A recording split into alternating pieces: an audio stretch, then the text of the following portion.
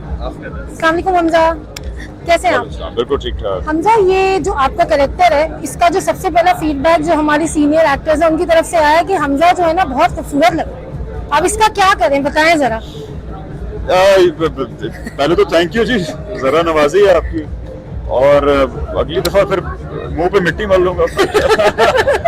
लेकिन इस ड्रामे में वो भी पॉइंट आया है जहाँ पे आई एम कवर्ड इन मिट्टी एंड डर्ट, लेकिन ये है कि इसके अंदर आई ट्राइड कि जरा बाल मैसी रखूं, कोई गेटअप मतलब ज्यादा स्टाइलिंग ना हो इसके अंदर। सही। I tried that. अच्छा, अभी आपसे पूछा था कि कहीं बचपन में कभी आप फरार हुए हो, तो बचपन में तो नहीं, लेकिन अभी थोड़े दिन पहले आप जरूर फरार होने की आपने ट्राई मारी थी 24 से, when you decided to quit, फिर वापस आए, दोबारा से काम करो, ज्यादा जज करें, धमाकेदार परफॉर्मेंसेस दे रहे हैं, अभी जाने जहाँ खत्म हुआ है उसके बाद फरार आ रहे हैं, तो क्या स्टेट ऑफ माइंड क्या होता है जब प्रोजेक्ट साइन कर रहे होते हैं?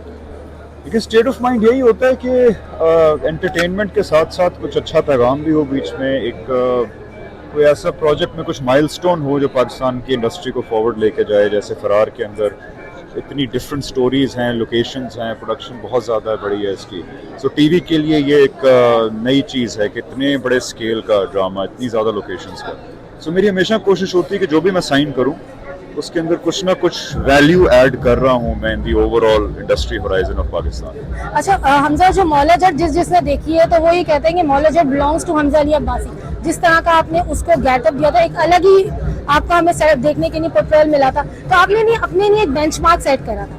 नाउ आप हर प्रोजेक्ट के साथ आपको उसको बीट करना है, तो ये एक एज एन आर्टिस्ट आपके ऊपर बर्डन होता है, एज एन एक्स्ट्रा बर्डन कि यार जो मैंने सेट किया उससे भी बेटर और बेहतर होना चाहिए। देखिए, not necessarily, I do understand कि हर आर्टिस्ट की ज़िंदगी में एक दो कैरेक्टर्स ऐसे होते हैं कि जो इतने ज़्यादा अप्रिशिएट हो जाते हैं कि फिर बड़ा मुश्किल होता है कि उनको सरपास करना। जैसे हीथ लेजर के लिए जोकर था वो कैरेक्टर, इवन मुस्तफा कुरैशी साहब के लिए भी नूरी नाथ था, हमेशा वो कंपेयर होते रहे नूरी नाथ से।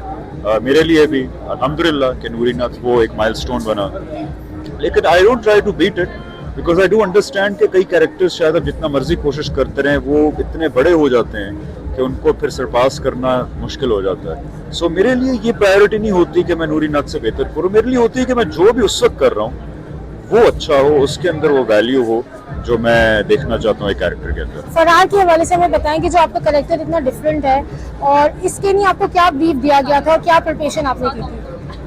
देखिए जी, ब्रीफ यही दिया गया था कि ये एक ऐसे नौजवान की रिप्रेजेंटेशन करता है कि जो बुरा नहीं है लेकिन किसी मजहबी और सियासी आइडियोलॉजी का शिकार हो के बुरे काम करने पे मजबूर है। तो बुरा नहीं है लेकिन बुरे काम कर रहा है, तो ये एक वो डायकोटमी थी जिसको प्ले करना बड़ा मुश्किल था। Thank you, pleasure talking to you.